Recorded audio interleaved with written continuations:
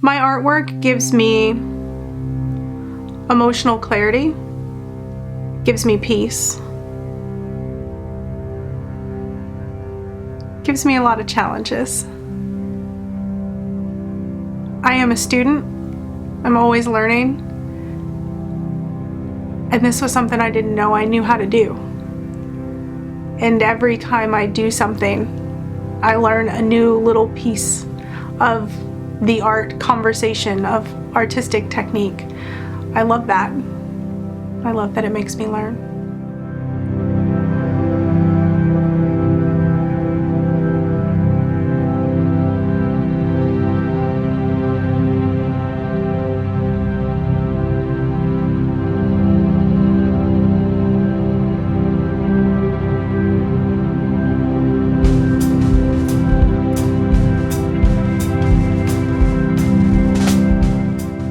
I think as an artist, the urge to create is the drive to have a voice.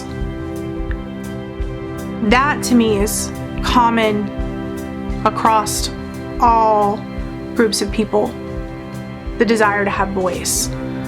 Which is why children think, sure, I'm an artist, I can draw, of course I can color, I can paint, I can do all these things. And as you get older, so much of society, so much of the world, so much of education takes your voice away from you. Raise your hand in class. Speak when you're spoken to. Don't say that in a meeting, you might come off pushy. Artists have the urge to have their voice heard, to create so that their voice is part of the collective human story. And I think all people have that desire. I think people have their voices silenced. So they lose their confidence to create.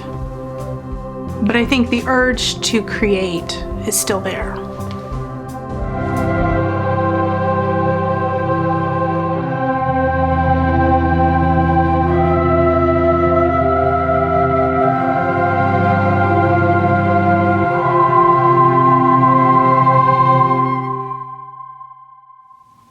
Trying to define my style of artwork has been kind of rocky. I think establishing identity is very important.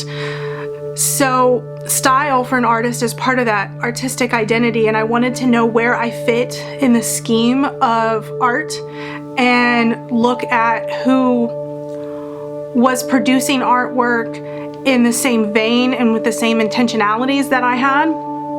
And I stumbled across the artwork that Richard Grieco is doing. He titles his style of art abstract emotionalism as opposed to abstract expressionism.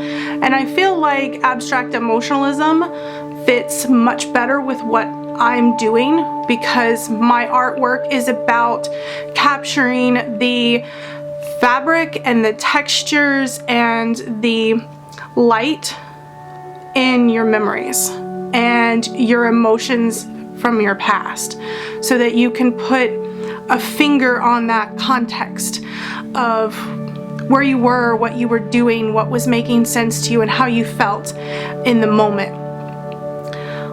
As a teacher, our principal used to tell us all the time in professional developments that our students would remember how we made them feel.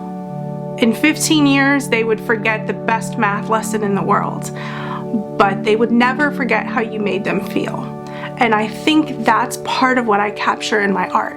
You might forget the chronology of what happened in an event, but you're never gonna forget how an event or a place made you feel.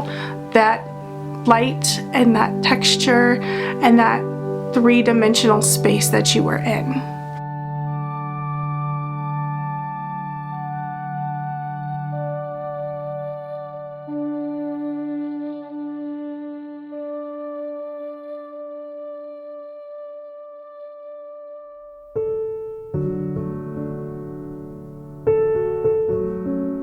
I think I'm fortunate enough at 39 to say I accomplished everything I wanted to do when I was 17.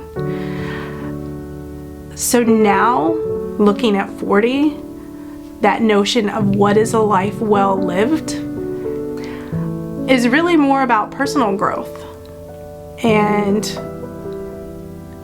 knowing that I contributed to my family, to my community, and that I'm still learning, that I still have a contribution to give, whether it's helping kids find books at the library or expressing